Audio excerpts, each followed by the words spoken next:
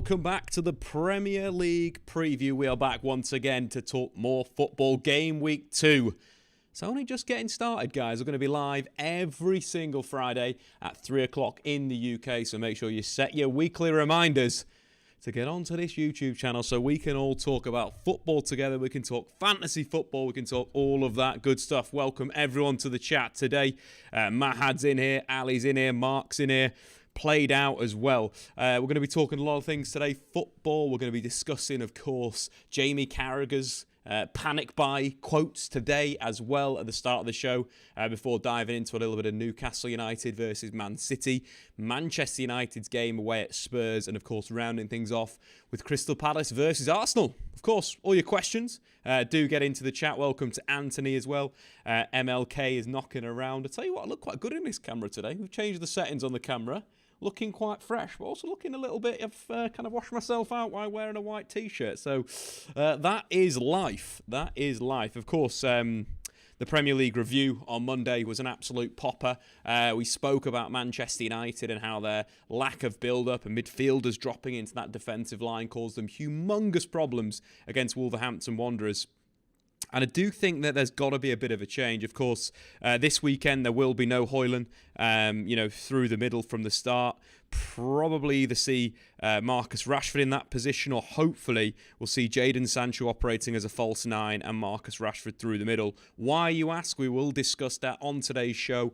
We've got lots of Premier League chat and games to go through, which is going to be exciting. But that United game is going to be one of the games of the weekend, I think. If you watch one game of football this weekend in the Premier League, Spurs versus Man United tomorrow at 5:30 is the one to go for. Hello to Ray in the chat as well. Aiden's in here. K Wizzy is knocking around. Pedro as well. All this good people, this good stuff. Make sure if you are new around here, subscribe, smash that like button, of course, tell all your friends about to get into this. Anthony, Dave, do you think Sancho starts tomorrow? So Jadon Sancho, of course, I think why he's required right now for Manchester United is the ability to link the play and hold up the ball, but also because Marcus Rashford will play wide left. And I think that is the bigger thing with it, that Marcus Rashford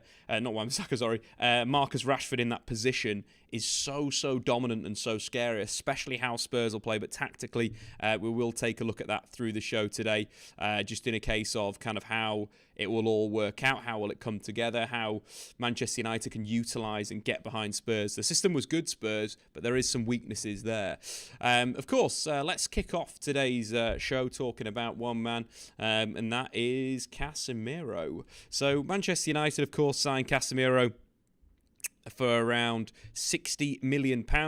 His reported wage is approximately £300,000 per week, which has led Jamie Carragher, Liverpool legend, to write an article in The Telegraph about how he feels that Casemiro was a panic buy. In terms of the article, it's quite an interesting one. It does link with, it looks at the kind of what the other sort of top 6 sides are doing with their defensive midfield line, and kind of it looks at the future. And I do find it quite interesting in terms of his take on this, because you look at how the big teams are looking to spend cash. Let's say Chelsea, they've bought Lavia and Caicedo. You look at Arsenal, who have spent money on Thomas Partey, that appears to be a bit of a interesting buy. I wouldn't say an amazing buy. And now they've signed Declan Rice. You look at Manchester City, they've had Rodri for a number of years now, still quite young at 25, winner in the Champions League final.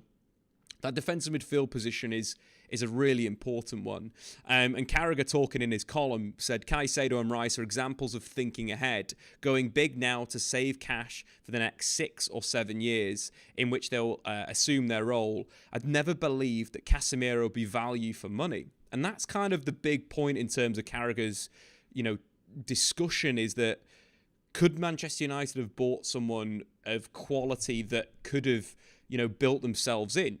The prime example to this would be, Chelsea's new midfield man in Caicedo. Caicedo was a player that, should have basically moved to Manchester United, should be playing at Old Trafford if they done their business right. We all know his quality on the ball. We all know his ability to, play through the lines, the calmness, but also the rotation and positions. The game that he played right back against Arsenal, won 5 out of his 6 tackles, completed passes, just real dominance in central midfield. And I think I get where Carragher's coming from in that sense, that Manchester United have bought a player for now versus a player for the future. And if you look at Manchester United's squad, I would have spent money on young players as of 2 seasons ago. Signing other players that you can build into these superstars. So when Marcus Rashford hits his prime at 27, 28, 29, Manchester United have a team that's rising up with that age bracket that's on 25. Caicedo in 4 years' time, will be 25. That's the type of ideas I have around squad building. Casemiro was an interesting one. Of course, he was brought in after Manchester United had followed Frankie de Jong for most of the summer. And the Casemiro move came out of nowhere. And this is something that we usually get wind of, these types of transfers, these types of buys. This came out of nowhere. This was really, really quick in how they did it. Was there a plan in place? I'm not too sure. Was Casemiro available? Was his agent speaking to different clubs? Maybe that's how it came about.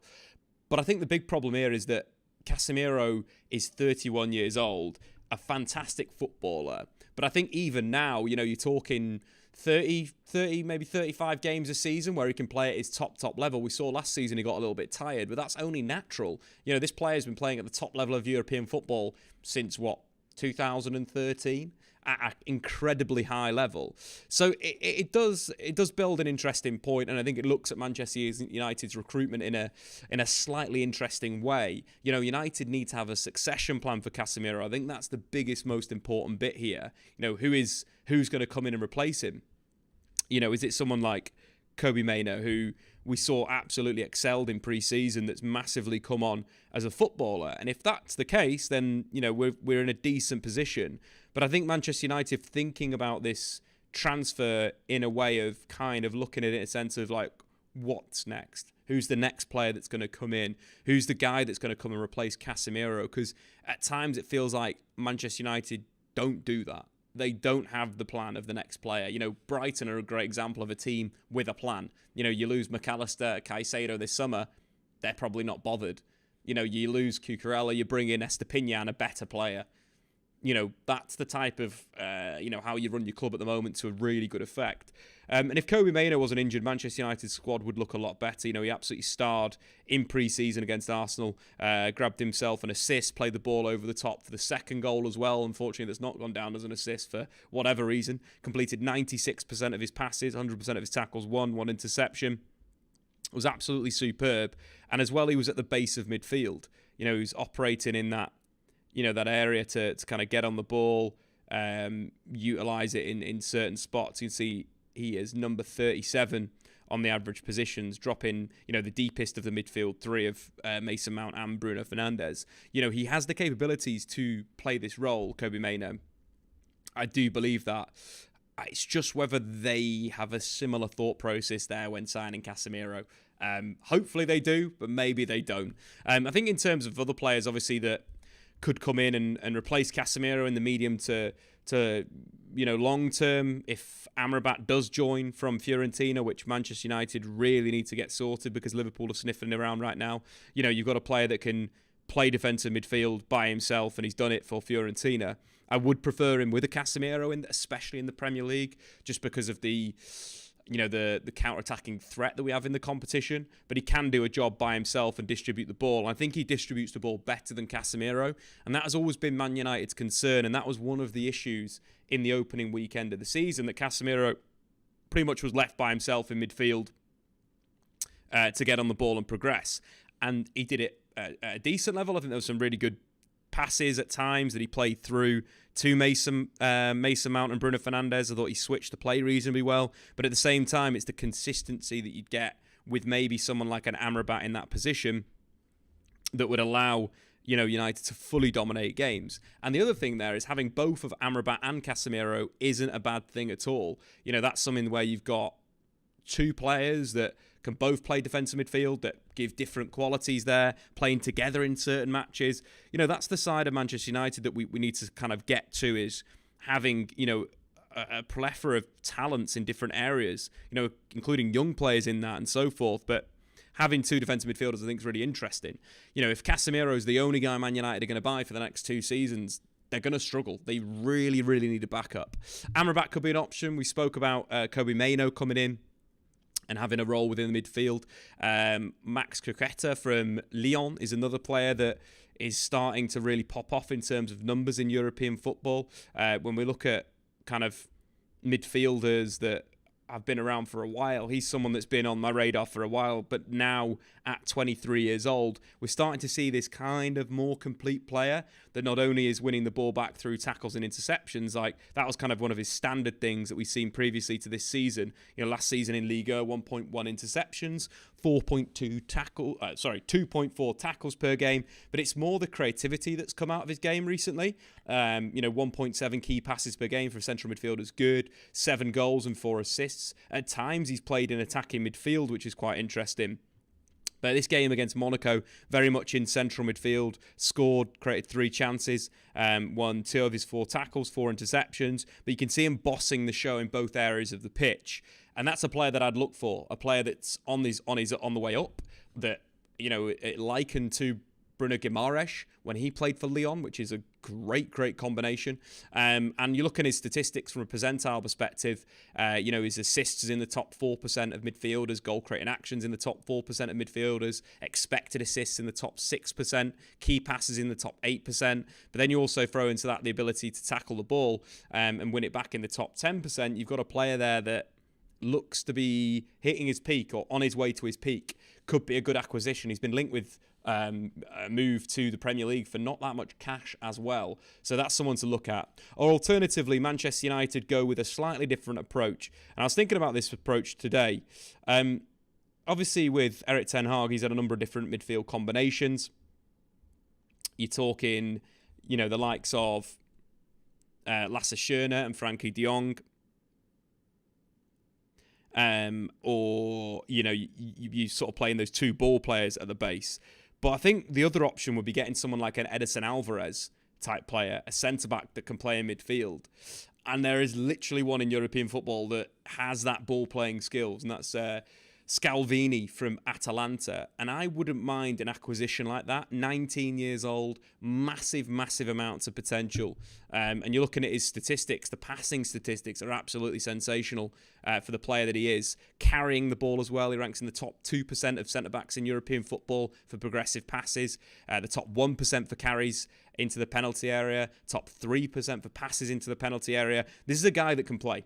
This is really a guy that can play. And I think having that idea of having someone that's more of a halfback, similar to how Edison Alvarez played for Ten Hag's Ajax, more of a 3-8 model, would work really well. Mahad, can we drop a little poll in the chat of which players who should replace Casemiro? So we're talking Kobe Mainoo, Amrabat, of course, Cuqueta, or Scalvini. I like the idea of Scalvini. This is a brainwave today, guys. Brainwave looking at data. Because unfortunately, all my favourite defensive midfielders have basically moved on this summer. So we need to find some new blood.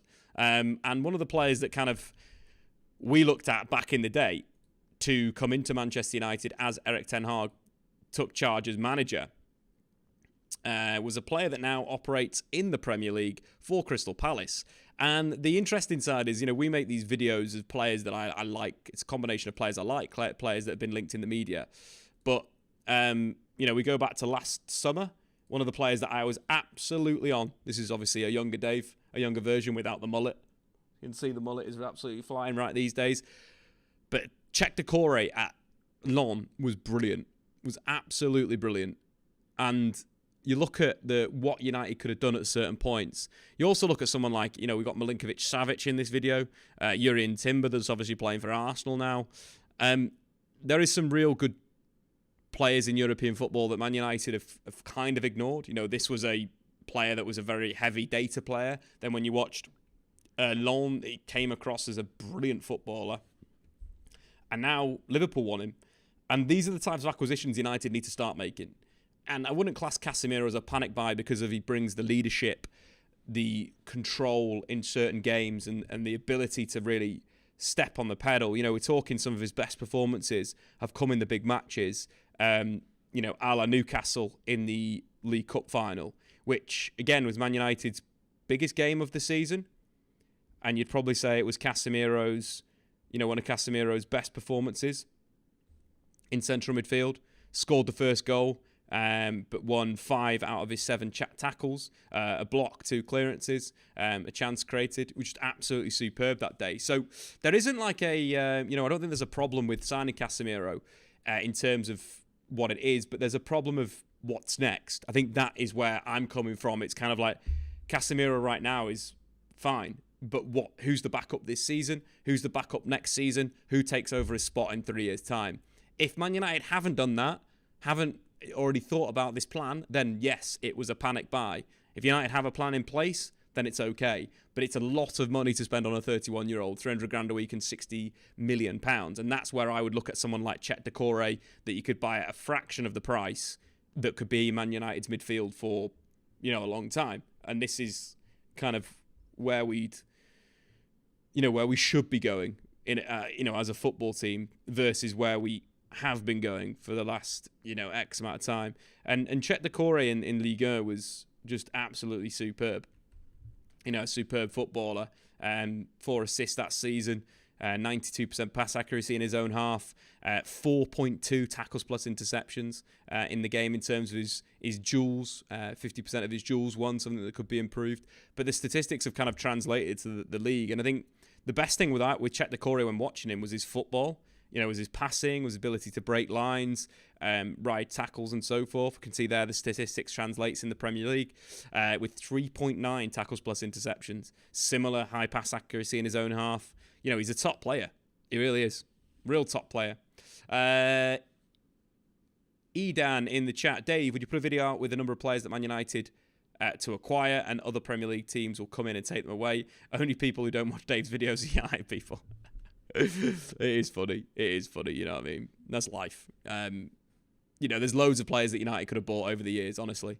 The big ones that really hit are like Fabinho, Sadio Mane. Like, they were so obvious. Sadio Mane was obvious at Salzburg. Like, he was so obvious. I remember watching him, Kevin Campbell. There's a Brazilian lad up front as well, maybe called Alan, that were like absolutely brilliant. And Sadio Mane was so obvious. Like, he was just so good. Brilliant with the ball at his feet. Was dynamic. And this is like... Yeah, this is in the... Where have we even got it here? Yeah, the 2014-15 season he debuted. The season before, 13 goals and 5 assists. That 13-14 season was when you should have bought Sadio Mane. The talent was there. Absolutely there. I remember watching him in the Europa League, I think it was. Let's see if we can find that. The Europa League 13-14 season, 5 goals and 3 assists. Unfortunately, we can't dive in, but he was there. He was absolutely there. Went to Southampton, obviously, then on to Liverpool, then Bayern Munich, and now he plays in Saudi Arabia. But that's the kind of level of where Man United need to get to with their recruitment. And it is kind of frustrating to see where we're at, where we could have been with the right moves and the right signings and so forth. But, that's just my thought process, guys. There's loads of players that we've looked at that may have not gone on to big things through different reasons. And you've got to be open and honest with those things. Like, there's certain players that have massive amounts of talent that can never get over something, be it personal life, be it new country, be it new lifestyle, be it new pressure. So recruitment is quite tough in that aspect in there. So it's all good looking at the kind of that side of it, but sometimes we all make mistakes. Shall we start talking about a little bit of Premier League action? There's some pretty decent games this weekend in the Premier League. I'm kind of excited for Liverpool versus Bournemouth. That could be a good one. Iraola versus Jurgen Klopp for the first time. That could just be a very, very open game at 3 o'clock in the Premier League. If I were going to recommend any game to watch at 3, that is absolutely the one. But yeah, guys, get into the chat as well. Your thoughts on Casemiro. We've been through a lot of chat on that as well. Dave, Casemiro has already paid off. We don't get top 4 or win a trophy without him. I think that's a fair point, Buster Boy. In there. But yeah, get all your thoughts into the chat. Moving on, we're going to talk United a little bit later on. That's kind of the big game we're going to look at. But Manchester City versus Newcastle could be another corker. Last season, there was some brilliant games between the two sides. The game at St James's Park, the 3-3 draw, was one of the games of the season. And a game that actually Alex Maximan stepped up, grabbed himself 2 assists. And City couldn't deal with the direct running and direct dribbling of St Maximan. And that could be a real problem for them this weekend, because of the fact that they've gone and played in the Super Cup, and they're going to have to come straight back and face one of the most aggressive teams in the Premier League. You know, I put Newcastle up there with Liverpool in the sense of how aggressive they are, how they work, super hard on and off the ball. So that's going to be a real tough game for them, and how they operate and see that through. Of course, Manchester City won the treble last season, and they aren't in a bad spot. But there were moments in the game against Sevilla where they didn't quite look as dominant as we've previously seen this Manchester City side. And I think that comes from a number of different things. Not only are they kind of a classic team that gets better as the season goes on, but I also think the injuries that they've had at the moment, with Kevin De Bruyne gone, and potentially Julian Alvarez out injured for this weekend, we might see a very different Manchester City side. And working out how they're going to set up in this game is going to be really interesting. You know, obviously they've made some signings over the summer, but it's kind of like, have they got enough? And I think that is a real concern. They're still in the market. The market's obviously not closed, but there is an element of me that thinks City haven't done enough business to retain the Premier League title. From a tactical perspective, the game last week against Burnley was an interesting one. Obviously, they started the game with a bit of a 4-2-3-1 shape, with Kevin De Bruyne playing that deeper line, box-to-box midfield role. But obviously, after his injury, came off injured in the first half after 23 minutes. Again, I don't understand how Kevin De Bruyne is back at the start of this season. He tore his hamstring in the Champions League final, and then he's back. I'm no real medical expert. Yes, I do pretend to be the medical expert on the Fantasy 606 podcast, which you guys should all go and listen to. But I don't think he should be back this fast, which is pretty crazy. But they did actually switch their setup, which I find quite interesting. So we expect City to play this kind of like wide midfielders, double kind of 3-8 role, be it one starting at number 10, the other one joining, or playing a natural 4-3-3. Fullbacks, one of them moves inside, they create a back three in possession and dominate proceedings. That was how they started the game against Burnley, but they very much changed it. So what we saw from around 23 minutes was actually Pep switched to maybe more of a traditional 4-3-3, or maybe a 4-3-2-1, in a sense of the width was held by fullback instead of being held by the wingers. Kovacic, Bernardo and Rodri were playing kind of super deep, and Alvarez and Foden were very much inside in a bit of a kind of like Christmas tree formation. The fullbacks provided the width in the final third, but you had a real narrowness of that front three. And it worked quite well because Burnley were going man for man. So you had a man that was on Alvarez, man on Haaland, man on Foden. The rest of the team was man marked, which meant that long balls, if City could win that initial, the initial engagement, either through Haaland or one of the players working on that knockdown, they would be at the back three, which I think is a really interesting side to their play. And we could see this, this weekend. I wouldn't not expect this. What I love about Pep is he's constantly evolving his side, and he's gone from playing that 3 at the back, 2 in midfield, 5 up front, to now potentially his front 5 being made up of 2 fullbacks and the 2 attacking midfielders. This is a little bit like Liverpool back in the day with Trent, Alexander-Arnold, Andy Robertson playing wide. So there is a slight change there and a little bit more directness from them. They played a lot of passes into the feet of Alvarez and Foden in possession. They were trying to break the lines. And I think when Newcastle come to town, obviously, they're an aggressive side, off the ball and how they work.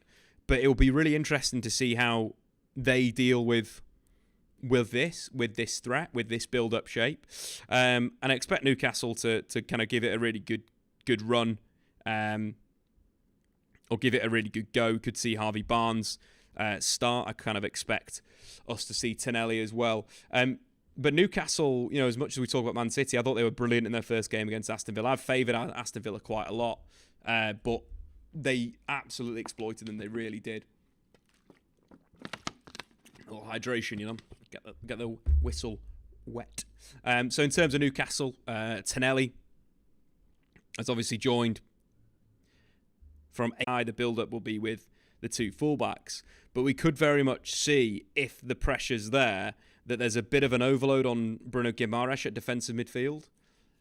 In terms of Alvarez and Foden dropping into those positions. Of course, both players will defend in the wide areas, but I think they'll move inside. Foden operating more of a playmaking role. Alvarez, that kind of second striker, getting around Haaland if he is fit, which is the big thing. But I think in build-up, one of the things that Newcastle will have to do if they want to press City is be super aggressive with their fullbacks, which again opens up a big amount of space. What we'd probably more likely see is if the ball is rotated to the kind of left-hand side, is Dan Burn more sit and hold. But I would still favour Haaland, Alvarez, Foden versus Shah, Botman and Dan Burn. I think that's a real, advantage for them in that zone and in that area. You're thinking Walker could provide a high option on one side as well. Like there's, you could build low on the left and play high on the right. Like there's loads of options for Pep Guardiola. And I do think there's a real element of this game that's going to be cat and mouse in a sense of who presses, how high do they press, how aggressive do they go on the ball. And we could see pretty much a 4-3-3 versus 4-3-3 game that we've kind of not seen probably for a bit of time in the Premier League, which is quite exciting. Just jumping into the kind of the numbers of this game. Alexander Isak scored 12 goals in just 1,609 minutes of Premier League football, averaging a goal every 134 minutes. Yes, it's not Haaland, but it's good quality. And I think when Manchester City are defending and Newcastle, what we saw from the game last week was a real ability from Sandro Tonelli to attack the space that Isak had vacated. And Alexander Isak is one of the most interesting forwards in European football in a sense. He's the top 5% of strikers for through balls. He's top 3% in terms of dribbles into the final third. But having somebody drop off and then having a Tonelli, a Barnes or an Anthony Gordon to run in behind the defence, it's a real good tactical setup against this City team. If you can draw an Akanji in and then attack the space in behind with maybe a little 1-2 and he's through, or alternatively, we're looking at a different angle if you've got Harvey Barnes spinning in. Harvey Barnes always seems to have good games against Manchester City. Just seems to be one of those types of players, that kind of direct Liverpool forward, that inside forward that's going to consistently get behind your defence. And I just like players like that against Manchester City because they do like to be super aggressive and they like to be man for man. So I like Rashford against Man City. He's one of those players that's just kind of their kryptonite in a sense of super fast, super tricky. Has got the ability on the ball as well. Let's take a look at Harvey Barnes. So, okay, it's a little bit of bias in the brain, actually. He's got 1 assist against Man City in the Premier League, Harvey Barnes. But I think that could be big. So for Newcastle, about the Isak dropping in, and then utilising the space from midfield runners from Tonelli, and of course Barnes to catch Manchester City out. Also set pieces is a great avenue for Newcastle United. But it should be a real good game in terms of how it's opened up and so forth. Rodri, in terms of his recent goal-scoring form, he's actually got a good goal-scoring record against Newcastle United in the sense of 2 goals and an assist in his last 3 appearances assisted in both fixtures last season against Newcastle. He's someone that definitely could be a threat, but it is that battle between the two forwards. Obviously, Erling Haaland has been absolutely disgusting so far. Broke the Premier League goal-scoring record in both 38 and 42 game seasons with his 36 from last year. He's not slowed down. The brace that he scored last week against Burnley was just brilliant. The second goal was just out of absolutely nowhere. The finish, the quality in finishing is ridiculous. But that's to say, we've got another Scandinavian forward from Sweden up front in Isak, who was equally impressive against Aston Villa with his finishing and his goals. What I liked about his first goal, that set piece routine, was that you had that level of, I don't think he scores that goal last season. I don't think he's got that confidence. And his second goal was absolutely brilliant. Yeah, don't get me wrong, Matt, a fantastic goal. But I like the easy goals sometimes. Haaland is a prime example of a player that just scores all the easy goals he can score. He is Mr. Tapping Merchant. And he scores loads of good goals, like the second goal against, Burnley. But the first goal, a little scrappy, put the ball in the back of the net. Massive. And I think that has given, Manchester City something else, that they've got this ultimate goal scorer now that they can be less expansive. And I think that's one of the things where hopefully we don't see this season is this City team kind of utilise almost like a five-man block in central midfield with the two attacking midfielders, Alvarez, Foden, and a three-man midfield. That's going to make some really bad games of football, I'll tell you that, guys. But hopefully this one, I think, because of Newcastle's transitional nature, their pressing, it'll be a banger. Guys, get into the comments your score predictions for this first game that we're talking about on the Premier League preview today. Manchester City versus Newcastle United. Get into the chat, guys. Get in there. Let me know who's going to win this midfield battle we're talking about. Does Eddie Howe try something different as well? Does he, go with, let's say, a Joe Willock, maybe in a diamond, and then he tries to out midfield their midfield? Might not be too bad an option, Or even deploying Isak as that second striker. Maybe throwing a Wilson up front. I think there could be maybe a little tactical tweak from Eddie Howe. I'm watching him. Shout out to Ryan's going to go 3-1 to Newcastle. Dan is going to go 1-1. Stars is going to go 3-1 to Manchester City. Eden's going to go with a 3-2 Manchester City. I just want goals in this game, guys. I want some goals. I want Gary to be happy. And that's it, Gary Goals is the guy. Zaid is going to go for a 5-3 Newcastle. Radu, welcome back to the chat. 3-3 like last season. City to be a little bit weakened by the midweek game. Ibella is going to go 3-2 Newcastle. Haaland played 90 minutes on Wednesday as well from Mahad, which is a very, very good point. And he doesn't have his mate Kevin De Bruyne, who topped the Premier League assist charts last season with 16 and managed 32 goal involvements in all competitions, his best ever output. He's not going to be there. Alvarez, I believe, will take his position within the team. I had a look at Alvarez, his assist in the penalty area for Haaland's brilliant second goal was just a simple little short pass to feed his teammate. But there was another really good pass in the game where Alvarez had the ball in kind of this like left position and he just slipped Haaland in behind the defence. And I think one of the things that we don't think about with someone like Alvarez is that he has got the real quality on the ball. He is a false nine. He can pass, he can play, he can dribble. He's got a lot more qualities than just being a striker. And obviously for Argentina, he played the second fiddle to Lionel Messi, as everyone would do in this world, and played a more aggressive pressing role. He's got quality. And there's a really nice ball in behind. I think that's how you could get at Newcastle as well. Getting behind Fabian Schär, pulling Botman over into the channel, and Haaland getting a little snapshot away early near post. What are we thinking for Foden? Foden has been slightly disappointing, Mahad. I don't know where he fits in. And again, we've not got him in one of the probable lineups, which is a little bit of a worry for Phil Foden. But he's kind of in a halfway house where you kind of half expect him to play central midfield, like he did against Sevilla, in a real free role, getting on the ball, creating chances and so forth.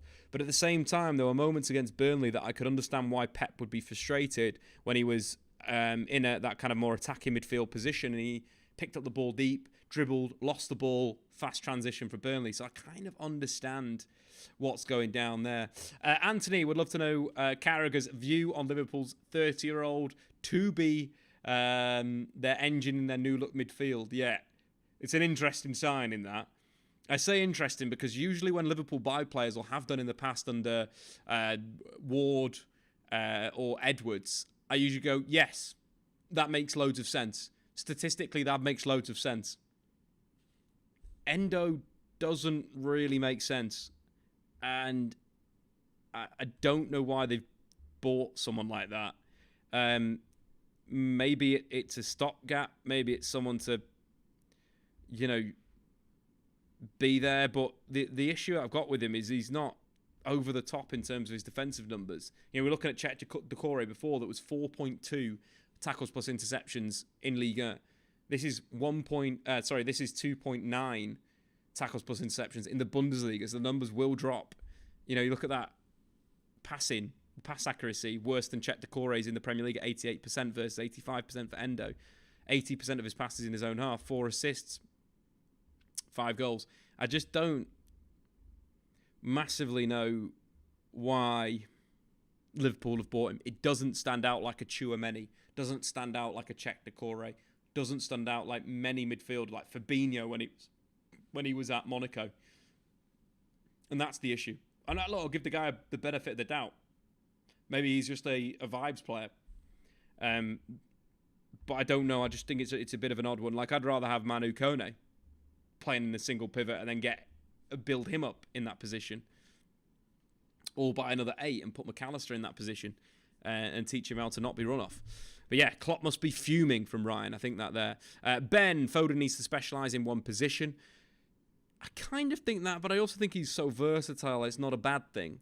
My philosophy on football is players can play in multiple roles across the forward line to change things based on the tactical situation, such as, for Manchester City, you need, an aggressive left winger that can roll within the midfield. So, again, quite interesting. When Raf said to buy Caicedo, we should have bought Julian Alvarez as well. We should have bought other players that he mentioned. You mentioned Gvardiol as well. Me and Ralph seem to like the same players. It's nice. It's very, very nice. The Villa player, welcome to the chat. How are you doing? Villa, of course, a bit of a disappointing result first game. I'm big on Villa this season. I predicted them to be 6th in the Premier League, so I need to start with a bang this weekend. Aston Villa this weekend. Who are they facing? Aston Villa are playing Everton at home. That's a big game. And I tell you what, Everton are building a really, really fun team. We talk about Diaby in the side. Yuri Tielemans is a good player to watch. You're looking at Jacob Ramsey. They're about to sign Zaniolo from Galatasaray. So Galatasaray bought Zaniolo for around 13 million euros. But in the contract that was agreed with Zaniolo, if a club came in, they would sell him for anything over 30 million euros. So basically, it was just there for a little bit of time, and Galatasaray made like 17 million. Great business from Galatasaray. Really good stuff. Danny, Villa's high line will be the death of them. Do you have numbers? Do Villa have the numbers for a European campaign? I think their squad's quite good, I think it's got a bit of depth to it. And you've got to remember Villa's academy at the moment is flying, producing talent after talent after talent. In there. I think with Villa's high line, the benefit of it, I think Aston Villa caught more players offside than any other team in the Premier League since Emery joined. Only Manchester City had more points than Emery's Villa. So there is a benefit of playing the high line. It's just when you've not got pressure on the ball. It's the classic thing. If you've not got pressure on the ball, you've got a big, big problem. And Newcastle showed that directness can be used against Aston Villa. So they do need to be adaptable against certain sides, for sure. I completely agree with that. But at the same time, I like what they've been doing. This, for some reason, it's basically Unai Emery's bogey team. Newcastle United last season beat 4-0 away from home. They did beat them at home. So there is something there. I think Villa will get better as the season goes on. I think Villa will be absolutely fine. Big game this weekend against Everton. Of course, we've got the Hibernian Europa Conference League playoff games, which are quite important in there as well. So they've got to obviously stack their team there. So the game next weekend against Burnley is going to be a bit of a tough one. The ACL injuries in football at the moment are absolutely bonkers. We did a tweet this week around it, and it was, it's absolutely insane just to think about how many players have already gone, and players around the games and so forth. Is the ACL injuries are kind of these freak injuries, but ACL and rupturing ACLs can actually come from overusage of your muscles around the ACL. So such as overuse of your hamstring and so forth. So our tweet was, with the announcement of the severity of Jurrien Timber's injury, there are now 11 Premier League players with knee injuries, 6 of which are confirmed ACL ruptures. So talking Timber, Bundia, Mings, Fofana, Bentancur and Mulder. Like, this is a serious problem, and this is obviously quote retweeting Raphael Varane's statement. We had a meeting with the FA last week. They recommended from the referees new decisions and rules. From the managers and players, we shared our concerns for many years now. There's too many games, the schedule's overcrowded, it's at a dangerous level for players. We'll get it out eventually, physically and mentally. And I think this ACL problem is basically that in a nutshell. The amount of games last season was bonkers, if you remember. Absolutely crazy. Crazy amount of games in there. So, yeah, definitely something to... Hopefully they'll figure out and they'll start fixing it, but you never know. Right, let's nip back into the Premier League preview. Next up, we're going to be talking about Arsenal's game against Crystal Palace on Monday. Then we're going to finish things off with that big one, Man United's game away at Spurs.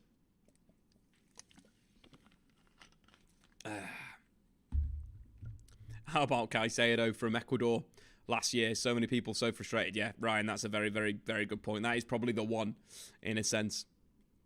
And Varane is the one to talk. He had to retire internationally prematurely, but got to handle the fixtures. Yeah, absolutely. Johnny Five Alive, welcome back, buddy. How have you found Newcastle this season so far? How impressed were you last week, Johnny? Get into the chat. Stoppage time won't help. No. Someone did some analysis on it, and it'd add for an extra 10 games in a Premier League season if we continued it the same way. That is so stupid. So stupid. Atalanta would wreck us on price, of course, joining the discussion when we're talking about Scalvini to Manchester United as that Edison Alvarez player. Also could play centre-half for United. But yeah, it's an interesting one. Sadly, Varane will always miss minimum 5 to 10 games a season. FPL recommendations, yeah, we'll get them in as well. We'll talk about FPL just after we finish talking Crystal Palace versus Arsenal. So we're going to start Crystal Palace-Arsenal chat actually talking about one man. And that was the forgotten man at Chelsea, Kai Havertz. Because I reasonably enjoyed his performance against Nottingham Forest. And I feel within this Arsenal attack and this Arsenal setup, having someone like Kai Havertz is actually really good for the functionality of the team. And when we're obviously looking at like blending the team together and how it all works, there's so many different parts of the side that you've got to make work, and you've also got to be super lucky with injuries. And I'm so gutted that Jurrien Timber's injured. So gutted. He looked so good in that first game. Looked like being a key component of Arsenal already.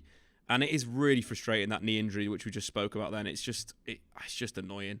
The setup, let's talk tactics and Kai Havertz. Obviously, Kai Havertz operating from the Granit Xhaka role, left central midfield, but mainly focusing on the attacking side of the game with Arsenal's new setup. So Arsenal's new setup, well, probably their setup for one game, given that Jurrien Timber is now injured. Potentially could do it with Gabriel, maybe. But the setup, of course, was this kind of 4-3-3 or 4-2-3-1 in defence. But when they won the ball, they operated with the classic box instead of us usually seeing Zinchenko inverting, dropping into the midfield. We saw Partey coming into midfield. Arsenal building with the back three, and Jurrien Timber playing a really interesting role on the ball where, you know, he would sit at the back, he would distribute to the players ahead of him, to Rice, switch the play and so forth, but he also wasn't afraid of kind of moving into the final third and kind of carrying the ball in the final third, which I really liked about him. I think the interchange of Arsenal is brilliant. It also, what Arsenal were doing as well is they were quite frequently, they had like this 6-man attack where Rice would move into an advanced area and then try and combine, or alternatively Timber would move into this advanced area. And I think what Arteta's doing with creating this kind of this new structure and shape is you've got that diamond in midfield, but you've got an extra attacker and you've got one less defender. So with Partey playing from right back, that I thought he was good on the ball, struggled out wide defensively, but that's kind of the classic inverted fullback problem. Fantastic ball player, struggle inside. But I think with the setup and the team, you know, you've got an extra midfielder in there, which allows you to be a more offensive.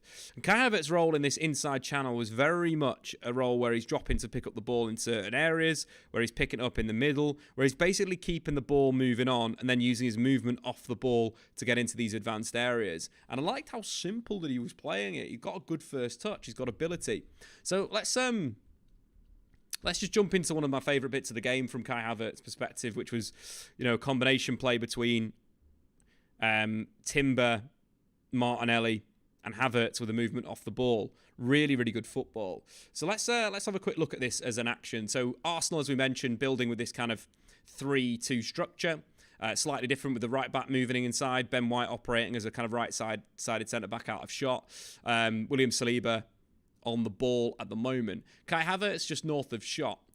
Saka's actually inside in this move, which I found really interesting. The fluidity of Arsenal's forward line was absolutely brilliant.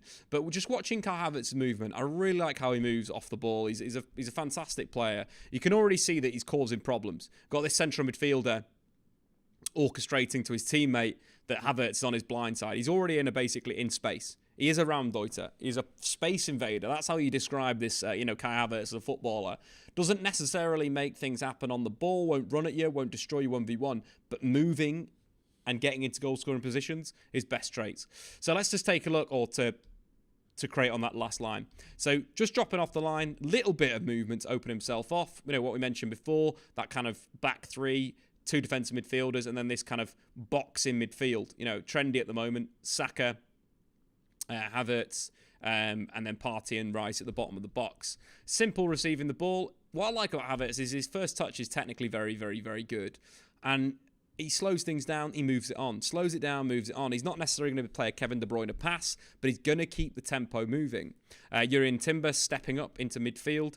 And this is where the beauty of Kai Havertz comes, that, as soon as we see this motion, so Jurrien Timber receives possession, Saka drops off the line, Havertz moves in the alternate motion.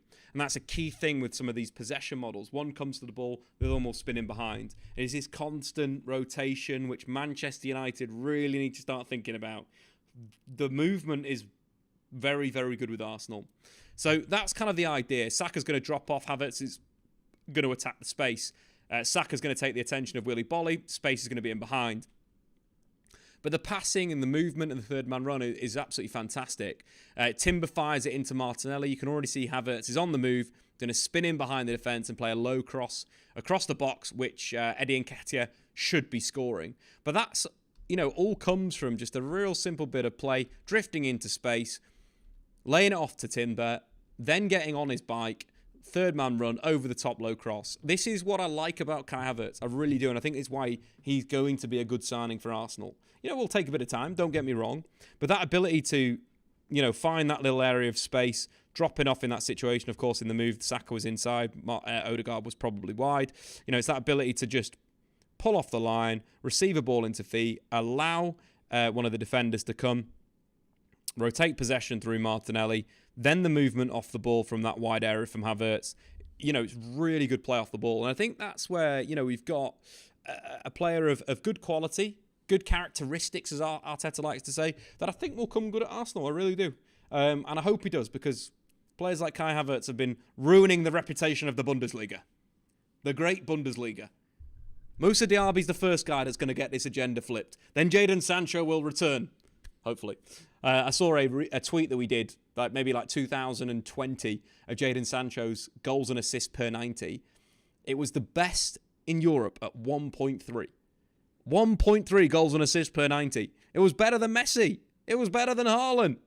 It was absolutely bonkers in there. But yeah, Kai Havertz off the ball, very good. You can see his movement, always operating in different positions from an average position perspective. Very much this different shape for Arsenal. We can see the back three we were talking about previously, with Ben White number 4, Saliba number 2, of course Jurrien Timber. Injured Jurrien Timber, hopefully will be back soon. Number 12, that midfield base of 5 and 41, Partey and Rice. And then that front 5 of Saka, Odegaard and Nketiah, 29 Kai Havertz, and of course Martinelli. Like it. Like it. Much more of a diamond box here, Bob. I think it's just really... It's so fluid in how it looks, in terms of how, we saw there that it's basically created more of a a diamond at times when Havertz was wide. But then we also saw, I've also seen other clips where actually it's Rice high and Partey's by himself, and let's say Timber's in possession, and you've got kind of this diamond.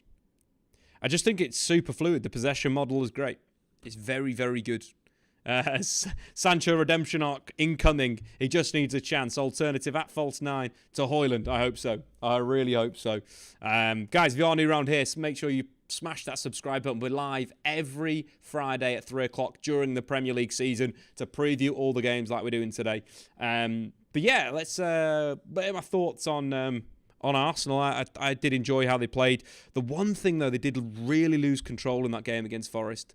When Forest got that goal, it kind of fell apart for Arsenal. They really need to grab the third goal and kill the game off. But they didn't do that. Good assist from Anthony Elanga. Brilliant finish from Iwoni, who will basically keep Arsenal in the Premier League. This guy is just a Gary goals. He knows where the ball is. He knows how to put the ball in the back of net. Very, very nice. But in terms of that, the control Arsenal need to have a little bit more on games. I feel like you've got to kill these games off when you're dominating. You know, going into half-time at 2-0 up, after 30 minutes, there's got to be another sort of level that they go. But obviously the injury affected it with Timber, because Timber was absolutely brilliant. I'm so annoyed that he's injured. I really am. I thought Timber had a very, very good game on the ball. Looked so calm in possession. And look how attacking he is. This is one of the outside centre-backs in their back three when they've got the ball. Super frustrating. In terms of obviously who's going to come in, it's more than likely to be Tomiyasu.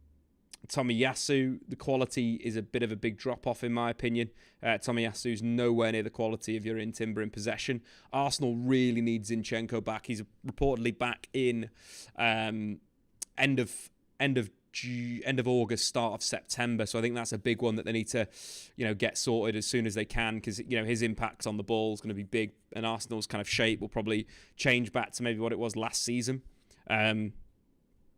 With Gabriel back in the side as one of the centre backs, and then obviously Partey maybe out and Zinchenko in. The weird side is like, where will Rice move sides? Like, this could be quite interesting to see how this goes. Alternatively, Zinchenko maybe in a deeper role. Partey coming in and playing another midfielder, literally having two defenders on the pitch. Could see that. Zinchenko's operated in this left-sided centre-back role for City. I do prefer him in the midfield line, but could play that baseline. Arsenal have, 1, 2, 3, 4, 5, 6, 7 midfielders in their team. Pep Guardiola would absolutely love that. Zinchenko played in the close friendly recently. Okay, that's good. That's really, really good. Ross, it's depressing how Sancho went from getting 17 goals and 16 assists in one Bundesliga season to not even starting at United. What happened? Yes, I absolutely agree with that. Kivor has all the minerals to replace Timber. The athleticism, the technical quality is so good from Bob. I'd say the passing maybe is not on the same level, but I do agree there's parts that, there is real good raw materials from Kivor, but I just think Timber's another. I'm a big fan of Timber. I really wanted him to be at Man United. Iwoni to be the new Mitrovic when he goes to El Halal. Is he going? No, don't do it to me. Don't do it to me. MUFC, Eric Ten Hag. We will be doing United very, very soon. Back to the Crystal Palace Arsenal game. Of course, Crystal Palace got some great news this week with Elise signing a new contract at Crystal Palace for an additional 4 years. Reports were that Chelsea actually had activated his £35 million release clause, which meant that he moved to Stamford Bridge with a whole host of other young talents. But he's staying at Crystal Palace, which is fantastic for Palace. If Palace want to go somewhere, they've got to be keeping players like Michael Elise. Back end of last season, he was in devastating form. 7 chances created against Crystal Palace. A perfect inverted winger would really suit City, would really suit Chelsea. But I think it's good for Palace to get that release clause out, because 35 million for a player of Elise's quality feels a little bit too less in there, in terms of money. But he won't be playing, of course. The main man for Crystal Palace, the guy that Arsenal need to contain, is Eze. Against Sheffield United, he ran riot in attacking midfield. 8 shots on goal. 7 chances created. He was absolutely fantastic, playing that kind of real fluid role inside left channel. the classic right-footed number 10. And he's someone that they really, really need to sort out and deal with Arsenal if they're to win this game. Because if Eze gets a bit of a sniff, gets on a run, his ability from set pieces is going to be a big, big problem. Oderson Edouard grabbed his first goal of the season. 7 shots on goal, a lot of them assisted by Eze. He's someone that could break out this year, There's a lot of promise. There's always been promise around Oderson Edouard in the Premier League. Go back to his days at Celtic. He's a top-quality goal scorer, a real top-quality goal scorer. And we just haven't seen that for Crystal Palace in the Premier League. 18 goals and 4 assists in 31 games in the 2020-21 season. It's just strange. He's not really maybe played enough, you'd say. Only 20 starts last season, 5 goals, which isn't really up to standard. Season before, 18 starts, 6 goals. If there's going to be 1 year for him to do it, it is this year. He started very, very well against Sheffield United. He's going to be a threat against Arsenal. And Joachim Andersen was superb against Sheffield United. His passing range and ability to switch the play is big. And that's where you might see, an outball against Arsenal. We speak about Arsenal's kind of back three, how that operates. The space is in these channels for Ben White to defend wide, and maybe Gabriel, if Zinchenko's not fit, playing Gabriel in that position.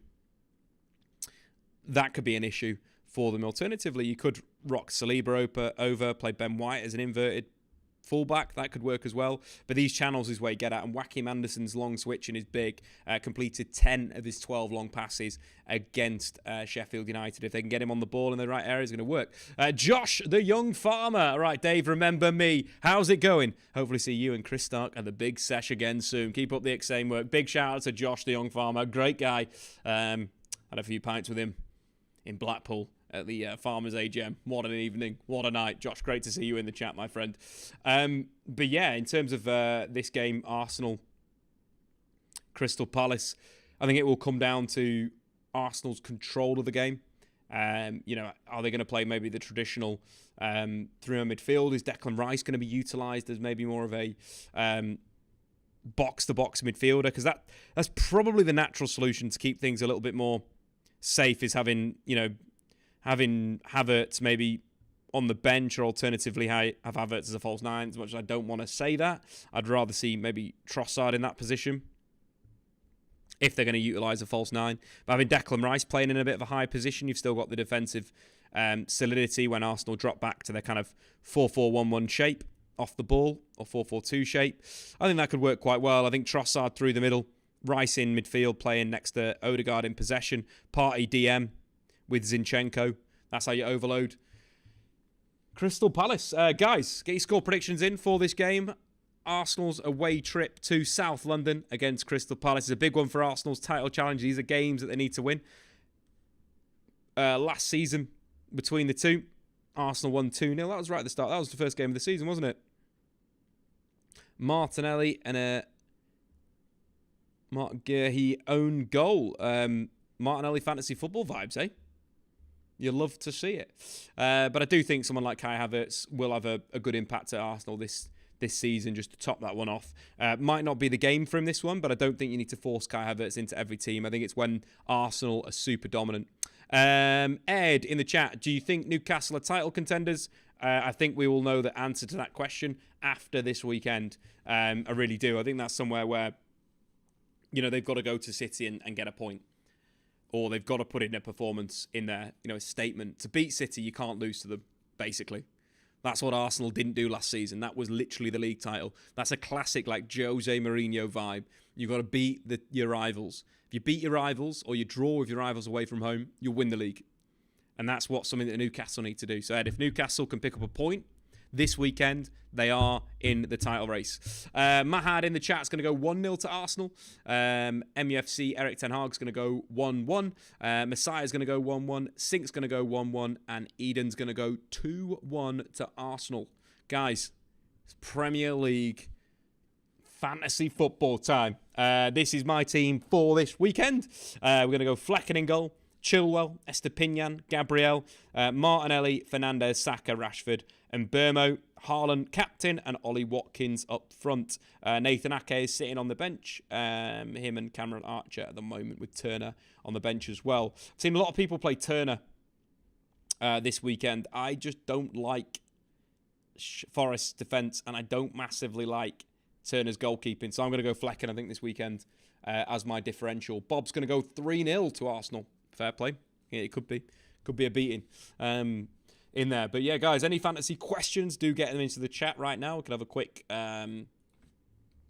look at what you guys are thinking, and how it's all going to go down this weekend. I'm not going to make any transfers. I'd recommend not making any transfers in there. I think it's one of those, the game weeks where you don't really need to. Pardon me. You don't really need to do it this weekend. I think you're in much better set. You got next week 2 transfers. You've seen 2 games. You can get on some bandwagons and so forth. 2K Dav, I selected Timber for FPL. So direct replacement, go with Saliba. I would say if you want an Arsenal defender, straight like for like, or alternatively get Ben Chilwell in. I'd love to say get Reece James in, but he's injured again. Hamstring's gone. The other one potentially would be, looking at a City player like an Ake or a Gvardiol. Either or. Mayen in the chat, I really hope Gabriel starts. Me too. Bob transferred Trippier out for Gusto, saved 2.5 million. That's not too bad. Keith's given his score prediction of 2-1-2 Crystal Palace in the chat. Quizzy, Defo captain, Haaland over Saka. 100% Haaland. Don't mess about. One thing that you don't, Haaland at home, especially Haaland at home. Haaland, home versus away was kind of different. Let me get the actual numbers up for you wonderful people. But yeah, Haaland captain for sure. Eden, I too have Gabriel. Hopefully the chance of playing is low. What about playing Ake? I've got him too. I would go Gabriel over him for sure. Gabriel over Ake, just because I think Newcastle might score. I just think that's how the game will have goals in, I feel.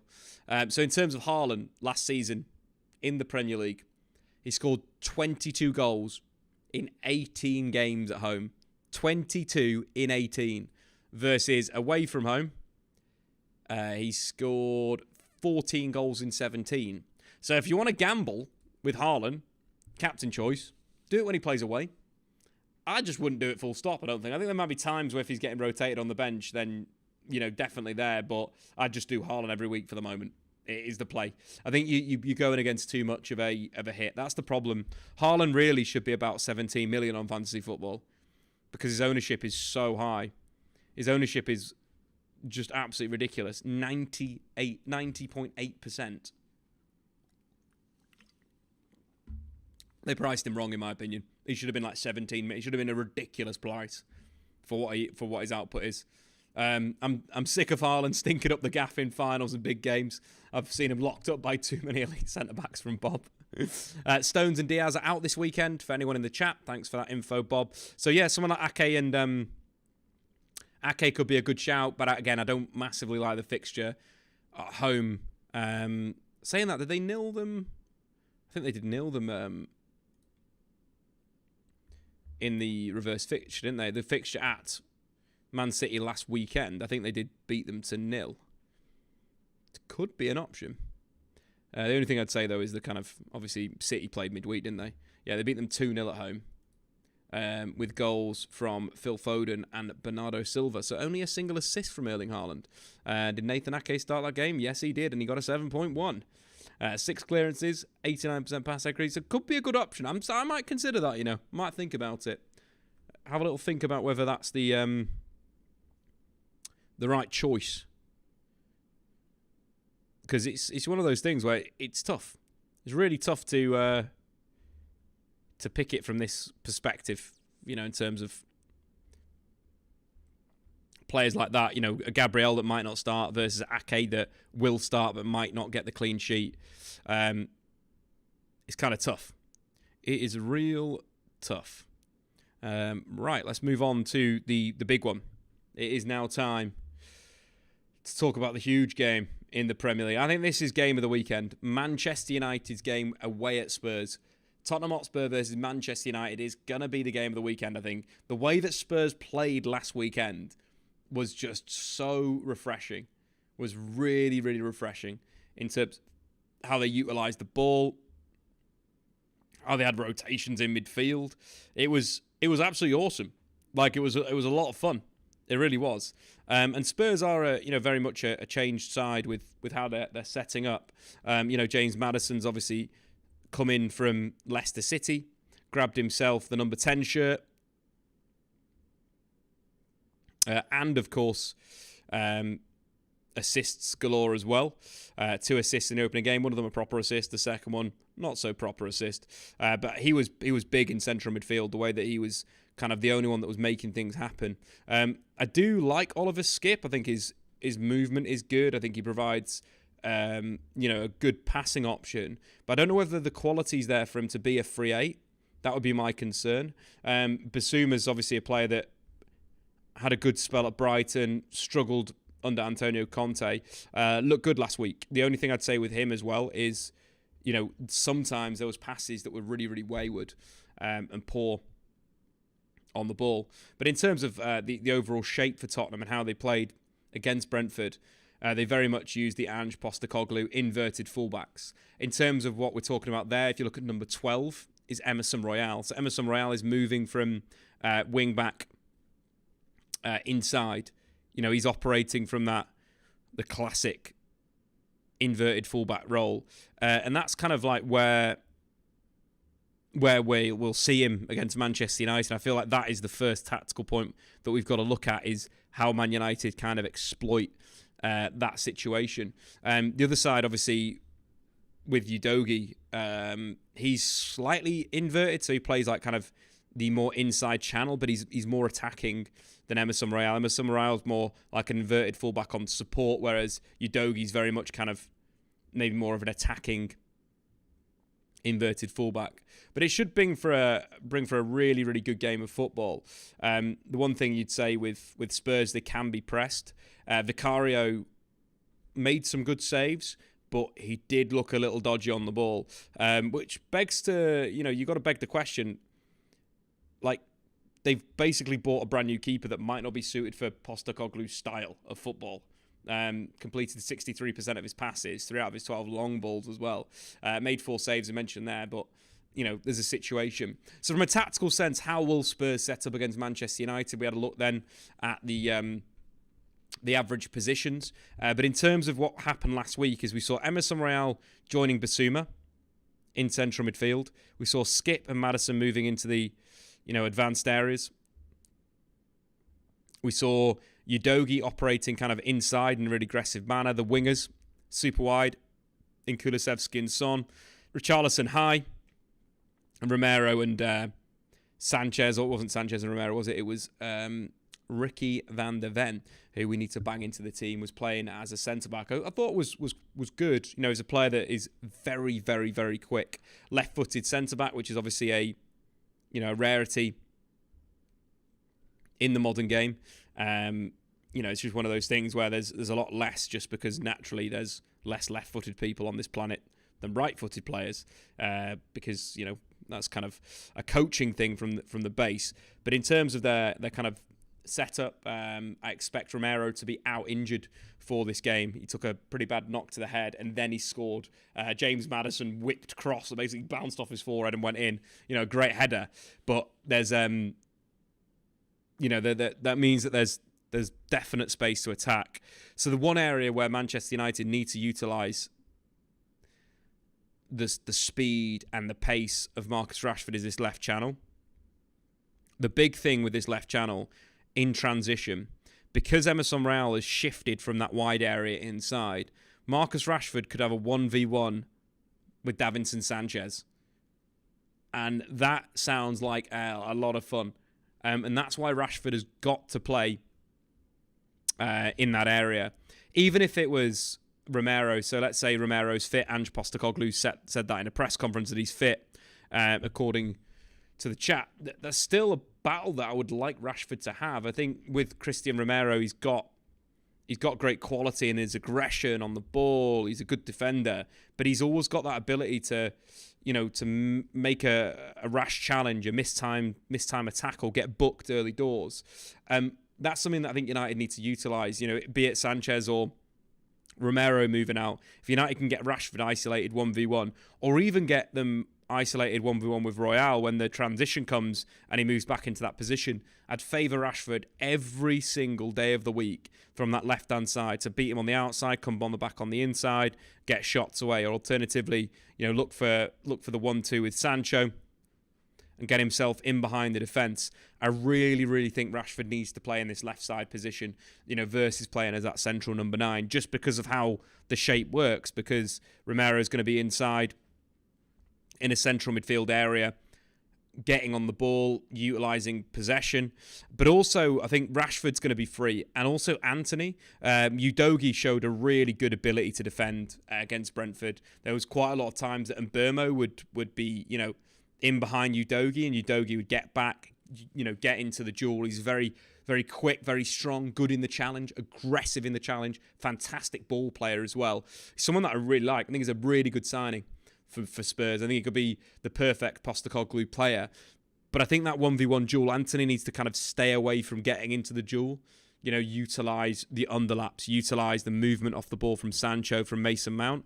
Whereas you want him to, be receiving the pass in the area, Udogie comes back. That second motion. Want Anthony to have more of a passing game than a dribbling game against Spurs. I think that's a better way to utilise opening up Tottenham Hotspur, because again, you look at this setup and shape. Let's say this is a transitional moment where Anthony's got the ball wide. Van der Ven's going to get drawn over from Bruno. Romero's going to have to defend the near post. Rashford is basically going to be unmarked with Sancho and Anthony in there. With Sancho and Sancho in that moment, if the ball gets shifted through. Byline, working that crossing opportunity. Van der Ven's going to go over. Romero's got to defend the near post, maybe Sancho. Rashford's going to be free on the back post. This is something United need to utilise, both of those flanks. MUFC, ETH, Rico Henry did brilliant use of that left space. Yeah, so Rico Henry was the real creative influence for Brentford. Got an assist from a long ball over the top of Emerson Royale's head. This is something United need to utilise, that left-hand side. Created 3 chances, 2 big chances as well. So having someone of the quality out there could be a really good weapon. You can see his high position versus Hickey on the other side, number 2. Number 3, Rico Henry, super high. The flip side of that is if United want to use Marcus Rashford as that number 9, I'd say get Anthony wide left in the game. For very much similar reasons, in a sense of, you've got a player that's going to naturally hit the width. So he's naturally going to expose Royale on the outside and then get across into the box for Rashford to attack. What does that mean from the right-hand side? Sancho could play that role. Maybe Manchester United utilise Bruno Fernandes out there. Mason Mount goes to number 10. Bruno goes wide right. And then we see a Christian Eriksen maybe in central midfield to get a little bit more control in that area, play more of a natural box-to-box midfield. Diogo Dalot joins the attack. Then United have now got that kind of passing, underlapping side, as well as width on the left from Anthony. I like that setup as well. So either Sancho as the false 9 or Anthony as that natural left-footed winger, I think could be a really good option. We've not seen enough of Anthony on the left wing because United have not got enough left-footed players. So I'd like to see Anthony in that zone. He did it really well for Ajax. He'd play on that wing for a X amount of time in a game. He'd rotate with Tadic, he'd rotate with David Neres, he'd rotate with other attackers, Steven Berghaus. It's kind of using the width behind the fullbacks. It's a big thing, but not behind the fullbacks in a traditional, Trent Alexander-Arnold Robertson type of way of an old school. It's when they're in these inside positions, how do you create opportunity and moments to get there? So playing Bruno, Rashford, Mount, Anthony as a front 4, or throwing Jadon Sancho in there is a really, really good way to attack that space. And that space is going to be absolutely key. Let's jump into some statistics for the game as well. Richarlison, he's got something to prove for Spurs. I thought he was pretty poor against Brentford. Didn't really get on the ball at all. Didn't really have any opportunities. Only had a single shot on target in the game. Created a single chance. Just wasn't really involved. Had a bit of a stinker in terms of his statistics for Spurs. He scored 1 goal in 27 appearances in the Premier League, which is his worst ever goal run for a club in the Prem. His other club obviously being Everton. I think the other side that United have got to really focus on is the form of James Maddison.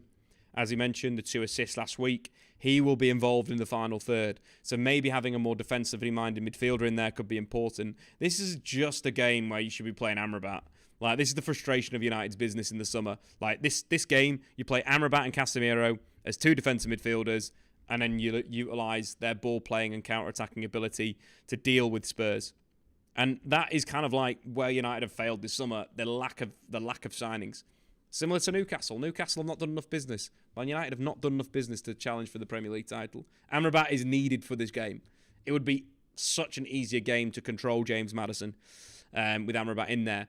In terms of his last 7 games, though, James Maddison is a man absolutely in form, which is a little worry. Back in the last season, assists galore.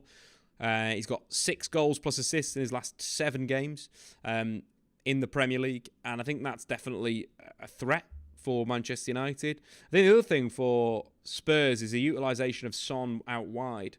I think for Spurs to get the best out of this new look side that we're kind of talking about in there is very much, having Son as this 9. I think Son as a false 9 is better in this system with Richarlison out wide. I really feel that's got to be the way to go. Do we know if Rasmus will be available? Arad, I don't believe Rasmus will be available for Manchester United. I think he started training, but I don't think Højlund is there. Although people are saying he may debut. I'd love to see it. Probably be off the bench, Højlund. Could be good against this defence, though, with his pace and skills and his ability to pull into the wide areas. That'd give United a great option to kind of play from that zone. Højlund, one of his biggest attributes is having the ball in the wide areas, operating arguably as a winger. Skills, that movement from midfield, from Mount, from Bruno, could work out really well. But I reckon he'll probably come back the game after against Nottingham Forest, if I'm quite honest. But I do think, it's going to be a big challenge for Manchester United. They look so much better than they did last season in the first game. Of course, beating Wolves 1-0, but there's still massive room for improvement for Manchester United.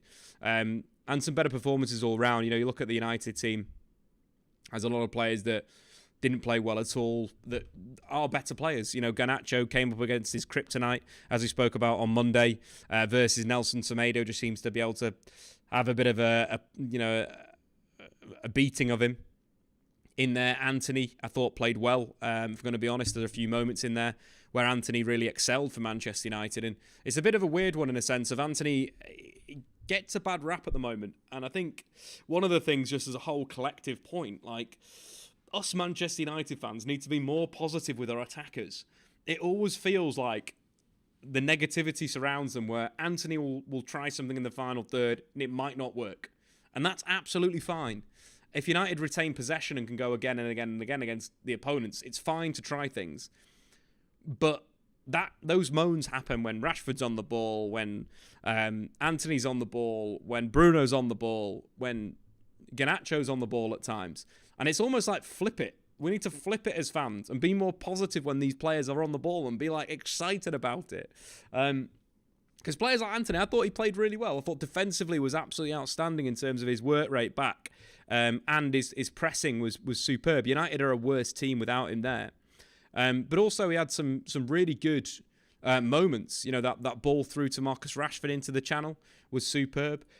We've got this motion in behind the defence was absolutely fantastic. And one of the things that I was critical of Anthony in the first half of last season was not enough runs in behind the defence. Here's an example of him doing it against Wolverhampton Wanderers. Ball inside from Rafael Varane. Bruno steps over. First time pass from Casemiro over the top. The run off the ball is really, really good.